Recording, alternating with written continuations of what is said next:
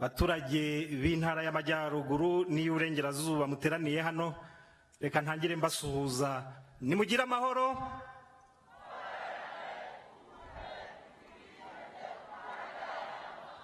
Nimugire ubukire.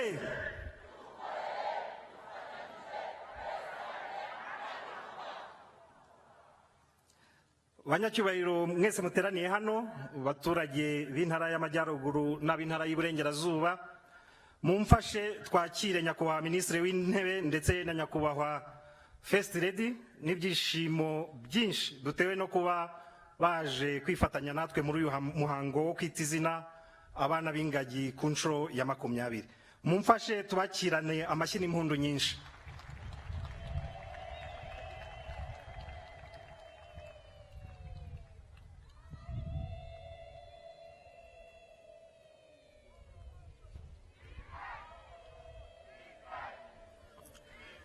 Nyakubahwa Minisitiri w'Intebe, nyakubahwa First Lady, banyakubahwa mwese, tubahaye ikaze mu ntara y'Amajyaruguru.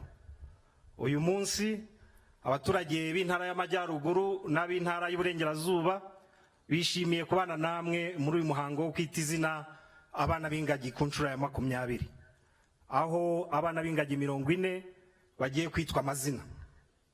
Abaturage b'intara y'Amajyaruguru n'ab'intara y'Uburengerazuba turashimira cyane leta y'u Rwanda iyobowe na nyakubahwa Perezida wa Repubulika Paul Kagame uruhare yagize mu guteza imbere ubukerarugendo mu gihugu cyacu, by'umwihariko kubungabunga iyi parike y'ibirunga icumbikiye ingagi ziboneka gusa muri aka gace u Rwanda ruherereyemo.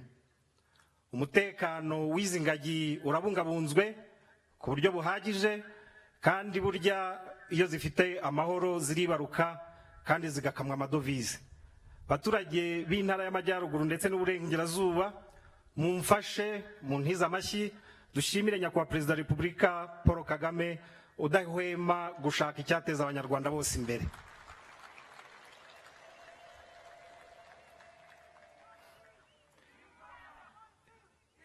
Nyakubahwa Minisitiri w'Intebe, nyakubahwa First Lady, abaturage b'intara y'Amajyaruguru n'Uburengerazuba barashima cyane umushinga mwiza wo kwagura parike y'ibirunga, umushinga twizera tudashidikanya ko uzatuma ubukerarugendo burushaho gutera imbere mu ntara zacu zombi. Kuba uyu muhango wo kwita izina abana b'ingagi ubera mu ntara yacu y'Amajyaruguru ni ishema n'icyubahiro kuri iyi ntara yacu. Ni umwanya twe dufata tukazirikana ku mutungo kamere dufite, ariwo ngagi zo mu birunga, ingagi zifite uruhare rukomeye mu kuduteza imbere no guteza imbere igihugu cyacu. Uyu muhango rero ni umwanya mwiza wo gukomeza kurushaho gushishikariza abaturage kubungabunga urusobe rw'ibinyabuzima no kwita by'umwihariko kuri iyi parike y'ibirunga. Nyakubahwa Minisitiri w'Intebe, nyakubahwa First Lady, munyemerere nkoresha uyu mwanya kandi nshimire byimazeyo leta y'u Rwanda ku cyemezo yafashe cyo guteza imbere imibereho myiza y'abaturage baturiye inkengero z'iyi pariki mu rwego rwo gusaranganya umusaruro ukomoka ku bukerarugendo. Abaturage baturiye iyi pariki bakomeje gukorerwa byinshi byiza bivuye muri uyu musaruro usaranganywa buri mwaka, birimo kubakirwa amazu, guhabwa amatungo, ibikorwa remezo birimo amashuri, amazi meza, amavuriro n'ibindi. Bishimira ko kuva iyi gahunda yatangira imishinga 695 yatewe inkunga ingana n'amafaranga miliyari 6 na miliyoni 800 mu mirenge 12 irimo parike y'ibirunga. Nyakubahwa Minisitiri w'Intebe, nyakubahwa First Lady, iterambere ryihuse ry'imijyi yacu nk'umujyi wa Musanze mwiboneye ubwo mwazaga muri uyu muhango, iterambere ry'imijyi nk'umujyi wa Rubavu ndetse na za centre z'ubucuruzi zikikije uyu muhanda mwanyuzemo Kigali Musanze Rubavu, rifitanye isano ya hafi n'ubukerarugendo bukorerwa muri iyi parike y'ibirunga. Abacuruzi ndetse n'abandi bikorera bamaze kwiteza imbere mu buryo bugaragara. Kubera izi nyungu tuzi neza ziva mu bukerarugendo, tuzakomeza gukangurira abaturage bacu kubungabunga umutekano w'iyi parike ingagi zirimo ndetse n'urundi rusobe rw'ibinyabuzima ruhaboneka. Nk'uko bigaragara mu nsanganyamatsiko y'uyu mwaka, umurage wo kubungabunga urusobe rw'ibinyabuzima hitawe ku baturage hanagamijwe kugenera ubuzima bwiza abazadukomokaho bose, cyangwa a legacy of community centered conservation securing a sustainable future for all. Abaturage b'intara zacu zombi bazi neza agaciro k'insanganyamatsiko. Ibi bakaba bisobanurirwa n'iterambere ndetse n'imibereho irushaho kuba myiza buri mwaka kubera urusobe rw'ibinyabuzima ruboneka muri parike zacu, rugakurura ba mukerarugendo b'amahanga yose. Mboneyeho gushishikariza urubyiruko rw'intara zacu gukomeza kwigira ku bikorwa nk'ibi, rukarushaho gukunda igihugu, rukagira uruhare mu kurengera ibidukikije no guteza imbere ubukerarugendo bushingiye ku muco n'umutungo kamere. Mu gusoza, ndashimira urwego rushinzwe iterambere mu Rwanda RDB n'abafatanyabikorwa bose twafatanyije gutegura uyu muhango. Ubufatanye bwabo ni ingenzi.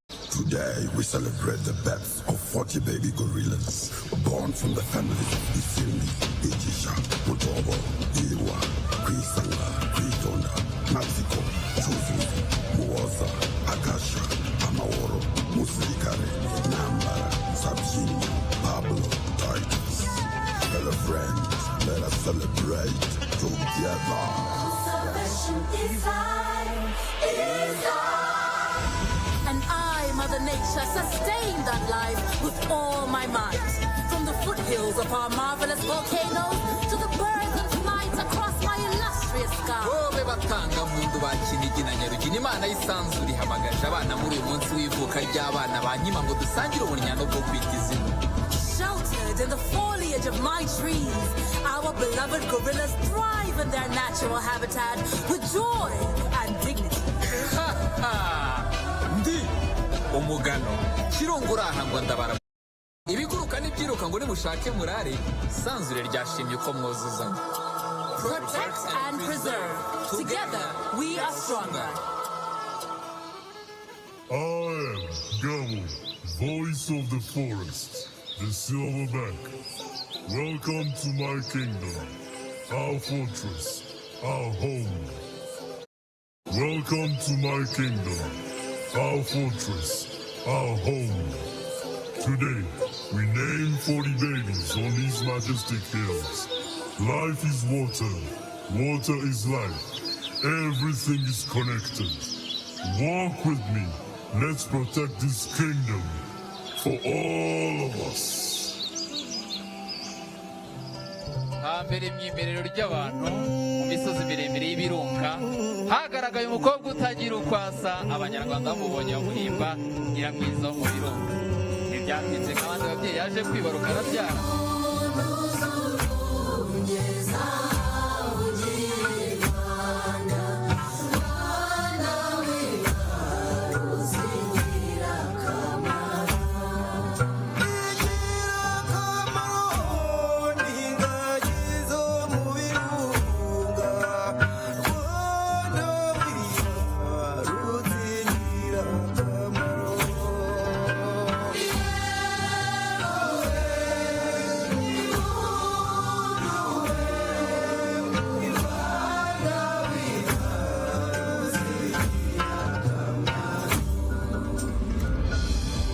Nyiramwiza wo mu birunga yari umukobwa ukunda kuririmba. Rimwe aririmba umukerarugendo aramwumva, nuko agenda akurikira iryo jwi. Ageze aho ari aramubaza ati, mukobwa kuri muto n'iminwa ingana gutyo, iryo jwi urikura he? Ndakomeza kwisekera. Igihe cyaje kugera rero, umuntu muramuzi nawe ukateye atangira kumusagarira no kumuhiga.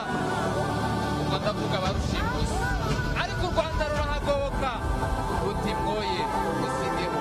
Bakabaye abavandimwe bacu, ariko igice kimwe n'umuntu ikindi kikaba umutware w'ishyamba. When there is this harmony in nature, the imbalance is easy to see. Destruction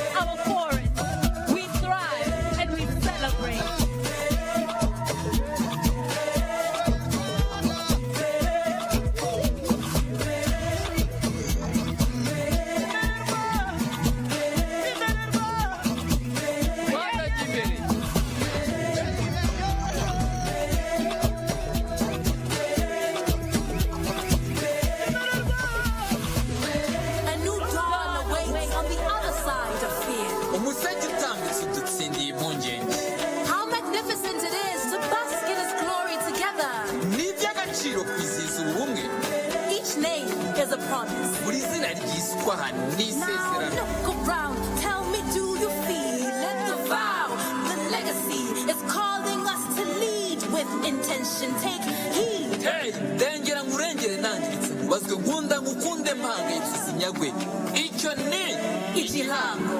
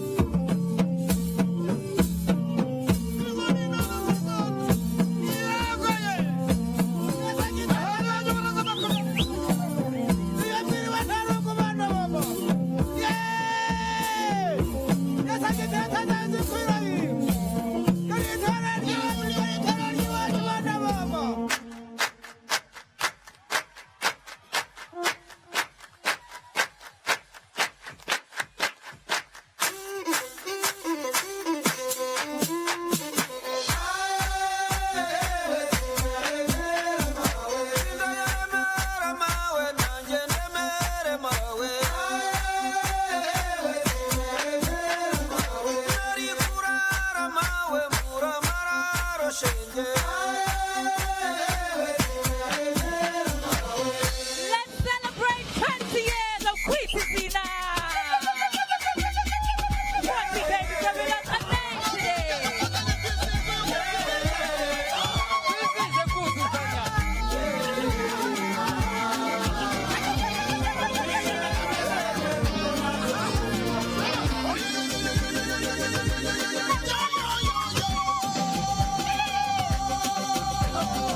Tuhanike amajwi twese twese turirimbe twizihirwe ibirori tubishyushye bizamuke bigere iyo mu birunga u Rwanda rwacu rwiza iwabo wabeza ruragendwa ruragendwa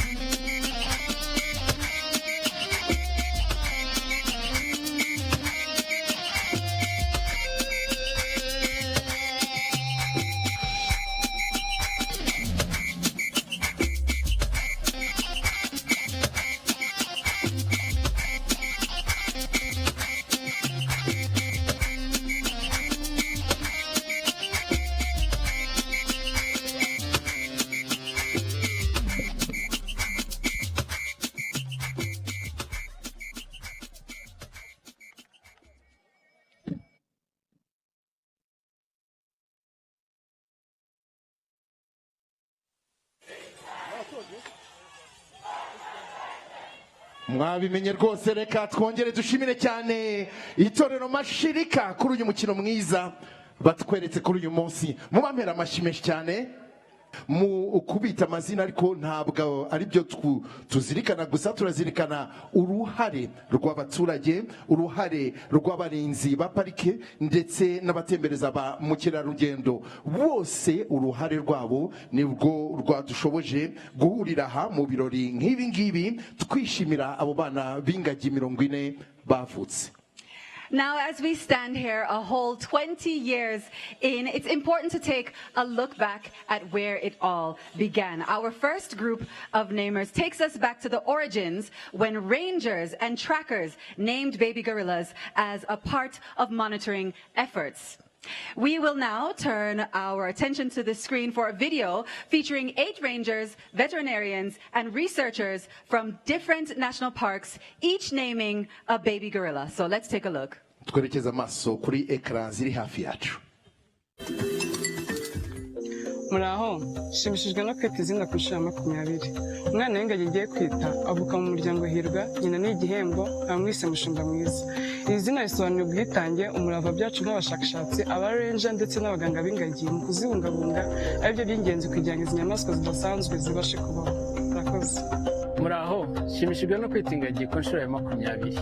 Umwana w'ingagi ngiye kwita avuka mu muryango wa Matsiko Cyuzuzo, nyina ni Ruhuka. Izina mwise ni Unguka. Risobanuye icyubahiro gihawe nyina w'uyu mwana n'umuryango wayo kubera agahinda zatewe no kubura abana mu bihe byahise. Ni ikimenyetso cy'izahuka ry'uyu muryango, ubudaheranwa n'icyizere cy'ejo hazaza. Murakoze. Muraho, nshimishijwe no kwita izina ku nshuro ya 20. Umwana ngiye kwita avuka mu muryango wa Matsiko Cyuzuzo, nyina yitwa Umwe. Izina nise umwana ni Rufatiro, risobanuye ko ubukerarugendo ari imwe mu nkingi mwamba iterambere ry'igihugu cyacu. Murakoze. Muraho, nshimishijwe no kwita izina ku nshuro ya 20. Umwana w'ingagi ngiye kwita avuka mu muryango wa Muto, nyina ni Ishyaka. Izina nahisemo ni Amahitamo, risobanuye icyerekezo cy'u Rwanda mu kubungabunga no kurengera ibidukikije nk'ibuye mwikorezi mu cyerekezo 2050. Murakoze. Muraho, nshimishijwe no kwita izina ku nshuro ya 20. Umwana w'ingagi ngiye kwita avuka mu muryango wa Hirwa, nyina yitwa Magayane. Izina mwise Mitsinda. Iri zina risobanuye gutsinda kw'ingamba zo kubungabunga za parike ku bufatanye n'abazituriye. Murakoze. Muraho, nshimishijwe no kwita izina ku nshuro ya 20. Umwana w'ingagi ngiye kwita akomoka mu muryango wa Muto, nyina yitwa Akariza. Izina nise umwana ni Atete, risobanuye ubwuzu umubyeyi ahozanya ku mfura ye, ayihundagazaho urugwiro n'urukundo. Murakoze. Muraho, nshimishijwe no kwita izina ku nshuro ya 20. Umwana w'ingagi ngiye kwita avuka mu muryango wa Kwitonda, nyina ni Rwunguko. Izina muhaye ni Umutoni, risobanura umukungu. Nahisemo iri zina nshingiye ku rukundo n'agaciro umubyeyi Rwunguko yagaragarijwe n'umuryango wa Kwitonda nyuma yo kuva mu muryango wa Hirwa. Murakoze. Muraho, nshimishijwe no kwita izina ku nshuro ya 20. Umwana w'ingagi ngiye kwita avuka mu muryango wa Kwisanga, nyina ni Aheza. Izina mwise ni Kwihangana. Izina Kwihangana risobanuye ubwitange n'ubushishozi bw'abakozi ba parike y'Ibirunga mu kubungabunga ingagi. Murakoze. Amashimeshi cyane rwose tubashimira. Yes, and our next namer also joins us virtually today. Senegalese-born content creator and social media personality Kabi is best known for his witty and wordless videos that have made him the most followed creator on TikTok. Through his unique style of humor, he has built a global audience and become a symbol of creativity and authenticity. Today, he continues to use his platform to connect cultures and inspire millions around the world. So let's go ahead and take a look. Hi, I'm Kabi, and I'm very happy to present and named the baby male gorilla from the mountain Ogera. I'm very excited to meet him and see him. His name is the meaning of his name is popular. We are a little alike, me and Ogera. I can't wait to see him amazing. I can't wait to come in Rwanda and see the country, see the president, and of course see my baby Ogera. Murakoze Shane to everybody, and I'll be in Rwanda soon. Thank you so much for having me.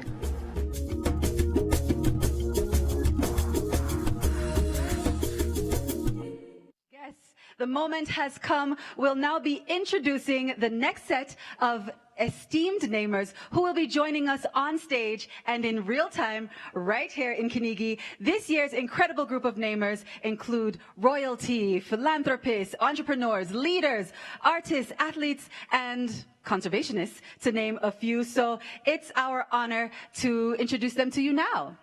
Yego nibyo koko Makeda Banyarwandakazi Banyarwanda nshuti z'u Rwanda, uyu mwanya twari dutegereje twese urageze wo guhamagara icyiciro cya mbere cy'abagiye kudusanga hano imbere kugira ngo badufashe mu kwita izina abana b'ingagi. Muri bo harimo ab'ibwami bw'ibihugu bitandukanye, ba rwiyemezamirimo, abayobozi, abahanzi, ibirangirire muri siporo ndetse n'abandi benshi. Ngira ngo bagenzi bacu bagiye bababwira mu ncamake amateka yabo. Tunejejwe no kubababwira mu rurimi rw'icyongereza, dore ko koko mwababwiwe mu kinyarwanda. Iki gice tugiye kugikora mu cyongereza. Makeda.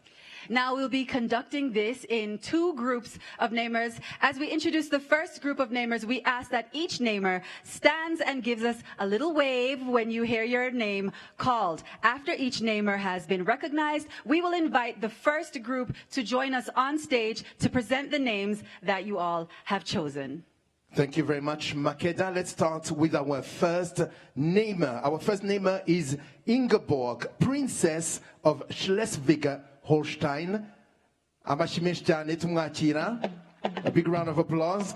The Princess Ingeborg is a German artist, a philanthropist, and chair of the Louisenlund Foundation, which oversees schools in Germany, and the Ntare Louisenlund School in Rwanda. She has exhibited her art internationally, and she serves on various boards promoting education and cultural development. Our next namer is His Highness Tunku Ali Redaudin Ibni Twanku Muriz. His Highness is the Prince of Negeri Sembilan, Malaysia. He is a philanthropist and a conservation and education advocate. He serves as the president of the Worldwide Fund for Nature Malaysia, the trustee of the National Heritage Trust, and the chairman of Teach for Malaysia, championing wildlife conservation, education, and cultural preservation. Thank you so much for joining us today. Thank you very much indeed. Our next name is Professor Senait Fiseha. Professor Senait Fiseha is a globally recognized leader in public health and gender equality. As Vice President of Global Programs at the Susan Thompson Buffett Foundation, she drives one of the world's largest philanthropic portfolios in reproductive health, focused on strengthening health systems and primary care to improve the lives of women and girls worldwide. Thank you so much for being with us. Our next namer is Kim Sang-hyup. Mr. Kim is the Director General of the Global Green Growth Institute. He envisions a world where humanity prospers in harmony with the planet through partnerships. He leads Triple GI's global operations across 51 developing nations, supporting member states and partner countries to mobilize financing and technical expertise for a resilient global economy. Thank you so much for joining us today. Thank you very much indeed. Our next name is Mr. David Marriott. He is the chairman of the board of Marriott International, Inc. David has also led the company's global expansion, including its presence in Rwanda, as well as its sustainability initiatives. Drawing on his extensive experience and lifelong association with the company, he provides the board with valuable insights into its operations and the broader hospitality industry. Thank you very much for being with us. Our next namer is Dr. Yin Ye. Dr. Yin Ye is the CEO of BGI Group, a genomics Research Institute and company from China, and a science popularization blogger with 10 million followers. In Rwanda, BGI has partnered with the Ministry of Health on several initiatives, including the launch of a 20,000 test cervical cancer screening program. Thank you so much for joining us. Our next namer is Charlie Mayhew, OBE, and his spouse, Caroline Mayhew. Charlie, accompanied by his spouse, Caroline, is the co-founder and CEO of Tusk Trust, an impactful African wildlife conservation organization supporting initiatives in more than 20 countries. His Royal Highness the Prince of Wales is Tusk's active royal patron. Charlie has been widely recognized for his outstanding contributions to conservation in Africa. Thank you so much for being here, for the both of you. Thank you so much for joining us. Our next namer is Clave Noyinhima, Senior Ranger Guide and Trainer at Nyungwe National Park. Clave was awarded the 2024 Tusk Wildlife Ranger Award for his outstanding contributions to primate and bird conservation in Rwanda. He founded the Nyungwe Kids Birding Club to instill a passion for wildlife protection amongst the youth. Thank you very much. Our next namer is Mr. Michael Bay. He's an award-winning American film director and producer.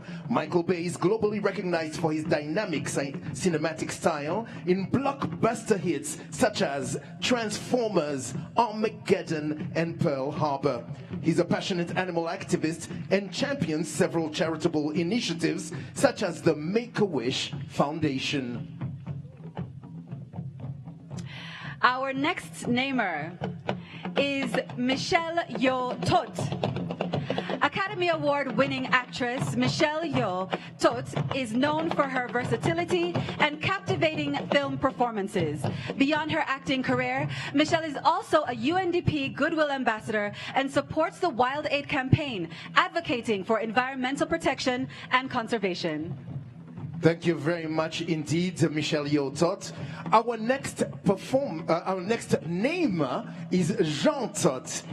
He's a French motorsport executive. Jean Tot is the former president of the Fédération Internationale de l'Automobile, FIA, where he led the FIA environmental strategy promoting carbon neutrality, net zero emissions, and sustainability in motorsports. He currently serves as the UN Secretary General's Special Envoy for Road Safety.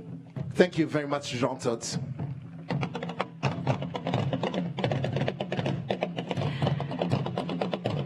Okay, our next namer is Matthew Harris, founding partner of Global Infrastructure Partners and a senior managing director at BlackRock. Matthew Harris also founded the Bedari Collective, an impact platform dedicated to regenerative infrastructure investments across energy, transportation, food, agriculture, and waterway sectors. He is also a minority owner of the Major League Baseball team, the Cleveland Guardians. Thank you very much indeed for joining us. Our next namer is Kajanin, celebrated singer and cultural icon. Kajanin's breakthrough album, Sambolera, brought her international acclaim, blending African rhythms with pop and jazz influences. She has performed globally, including alongside renowned artists such as Sting. She's a cultural ambassador and an advocate for Africa. One more time for Kajanin, a big round of applause.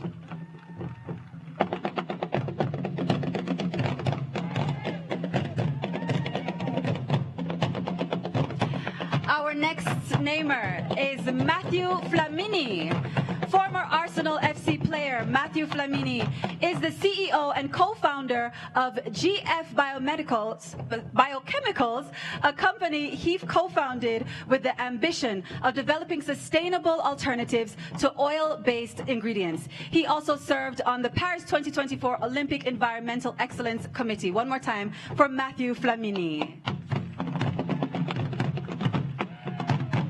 Our next namer is Somi Kakoma, Somi Kakoma is a vocalist, a composer, an actor, a playwright, and the first African woman to be nominated in any of the Grammy jazz categories. Her work combines jazz, African musical traditions, and storytelling to explore themes of identity and cultural memory. The award-winning artist is also the first Rwandan to appear on Broadway. A big round of applause for Somi Kakoma.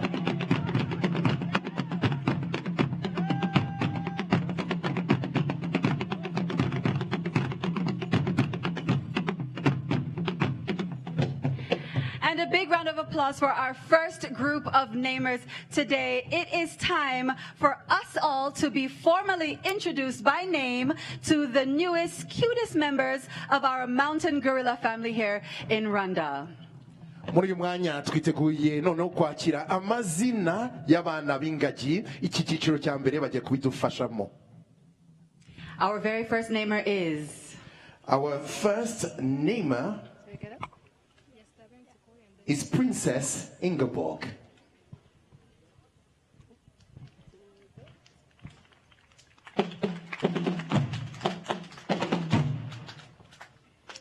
Muraho, neza.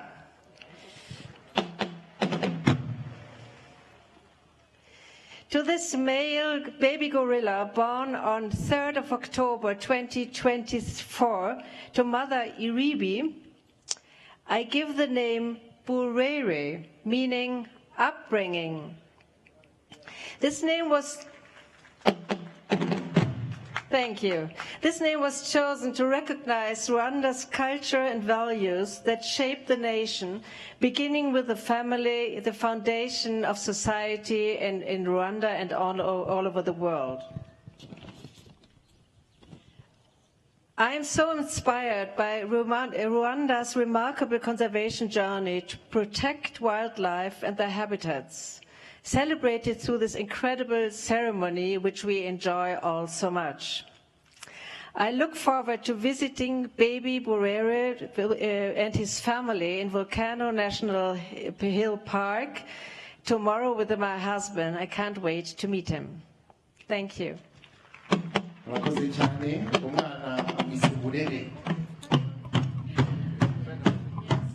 Our next namer is His Highness the Prince of Negeri, Sembilan.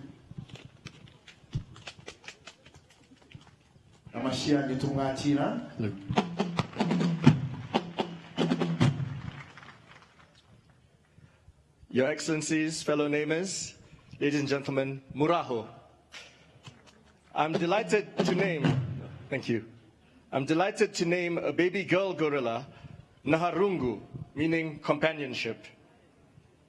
She is part of the Kwitonda family, born to Gahuza on 29th April 2024, just 3 days and many years apart from my own birthday. May her life reflect her name, bringing warmth to her family and joy to all who meet her. I hope to visit Volcanoes National Park soon and to meet baby Naharungu in person. Kwita Izina is more than a celebration of new life. It is a powerful symbol of hope, resilience, and stewardship, and a message to the world that together we can protect our planet for the generations to come. The success here in Rwanda gives me hope for conservation efforts in my own country, Malaysia. When you began, I gather there were just 160 mountain gorillas left. Just as today, there are only 150 Malayan tigers in the wild. I hope that, like you, one day we celebrate their recovery too. Thank you for your example, thank you for your leadership, and thank you for the inspiration. Murakoze cyane. Arakoze cyane, umwana mwise Ntarungu. Our next namer is Professor Senait Fiseha. Tumwakirana amashyi menshi cyane.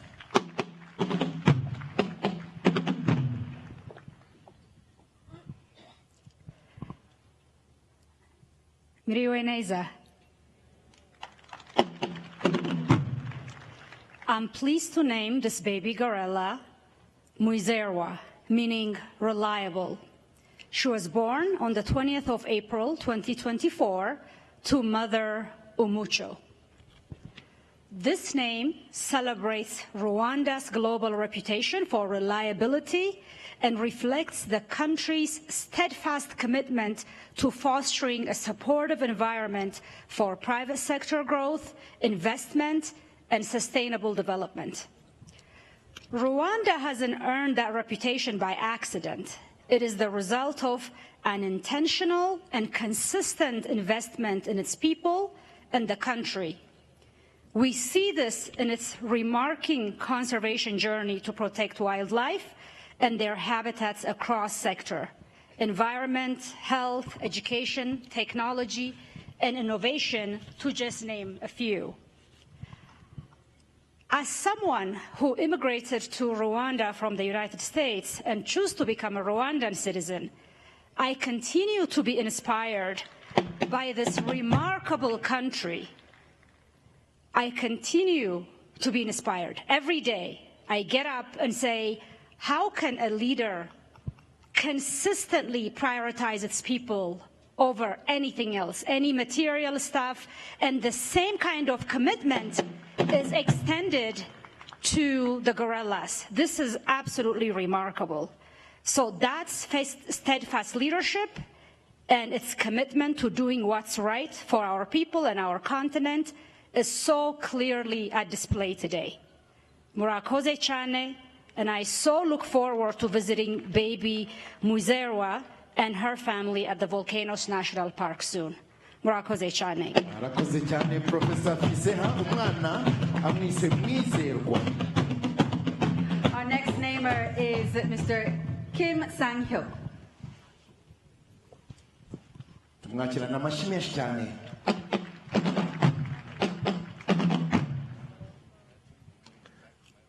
I am pleased to name my baby gorilla Impuguche, meaning expert. She was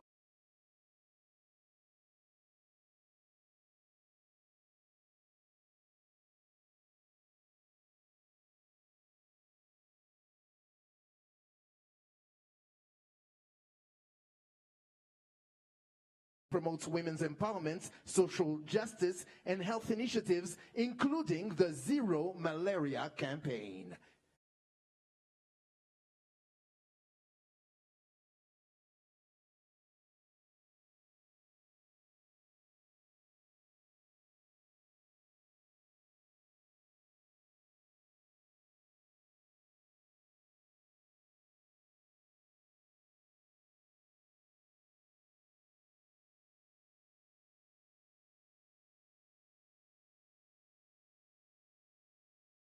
Thank you very much, Yemi Alade, for being here with us. Yes, our next namer, we ask that you stand at your seat and just give us a wave as we read out your bio. He is the chairman and CEO of the Reed Jules Oppenheimer Foundation. Reed has dedicated 5 decades to advancing nonprofits and initiatives addressing food insecurity and social and economic inequality. He is an ambassador for Wild Earth Allies and has supported community-based conservation in Rwanda for 30 years, including partnerships with the cooperative Imbereheza Gahunga. Murakoze cyane, Reed Oppenheimer. Our next namer is Atanazi Mukabizimungu. She's a community leader. Atanazi is the chairperson of Imbereheza Gahunga, a cooperative championing women's empowerment,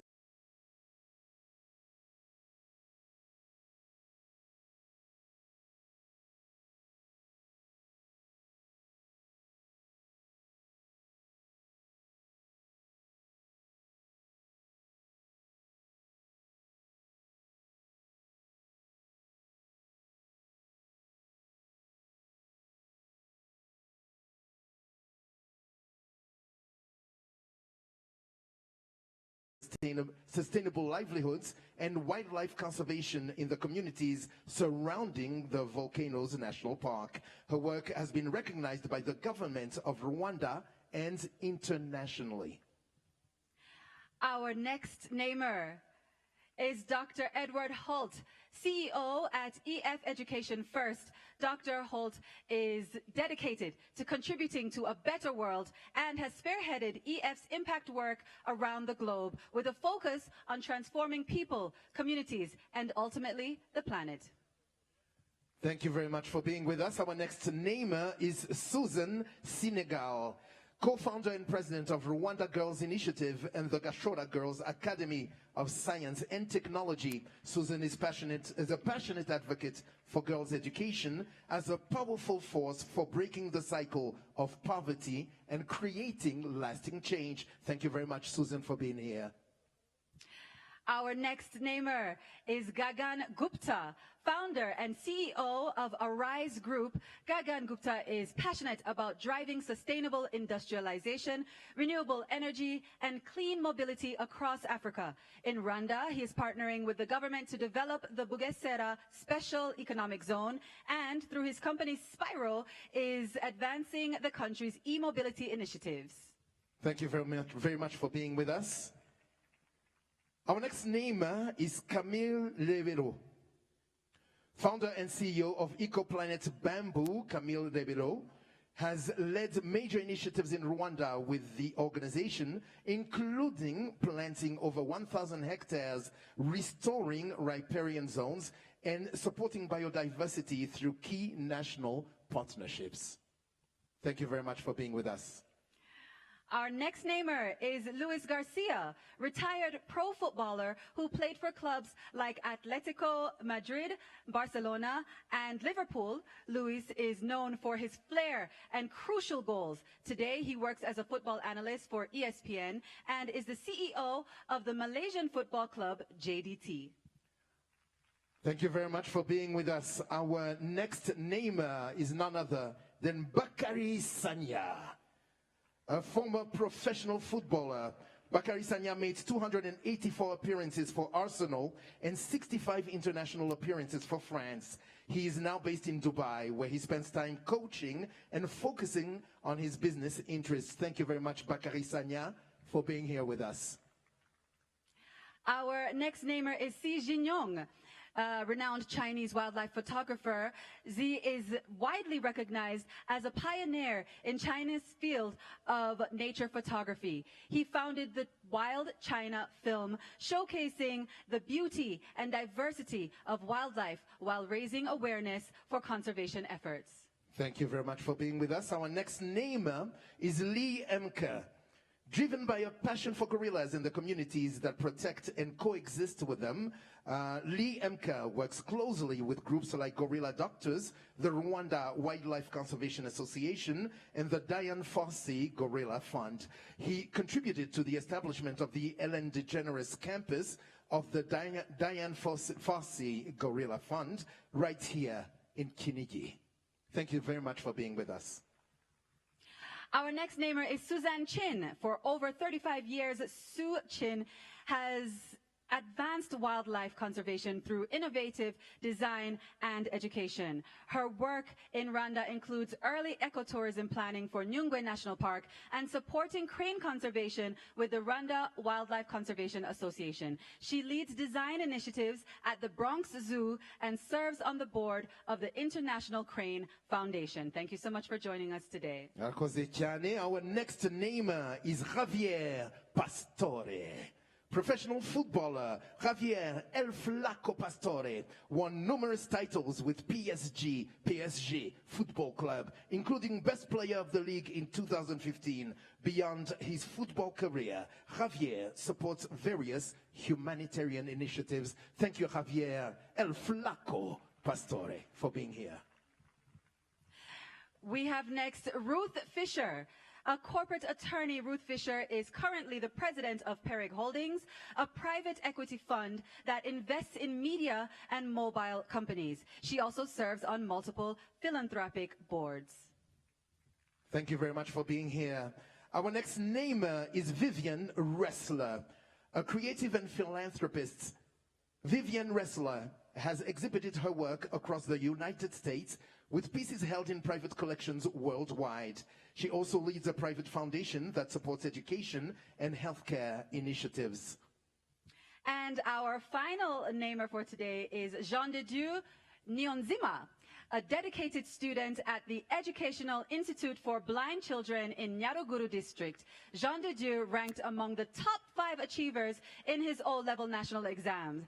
His remarkable academic performance, resilience, and determination reflect his unwavering belief in his potential.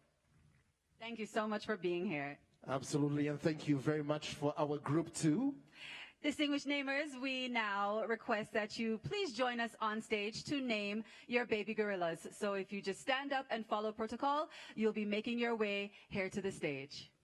Mu gihe abaprotokole bacu bari gufasha iki cyiciro cya kabiri kigiye kudufasha kwita izina abana b'ingagi, abakaraza bacu barahari, tukomeze tubakirane ubwuzu bwinshi cyane, tukomeza kubishimira, tubashimira kuba baje kwifatanya n'abanyarwanda ndetse n'inshuti z'u Rwanda kandi nabo nizo muri uyu muhango, ibi birori byo kwita izina abana b'ingagi 40 bose no gushimangira ingamba zo kubungabunga urusobe rw'ibinyabuzima hano mu Rwanda muri parike zacu zitandukanye, by'umwihariko parike y'ibirunga.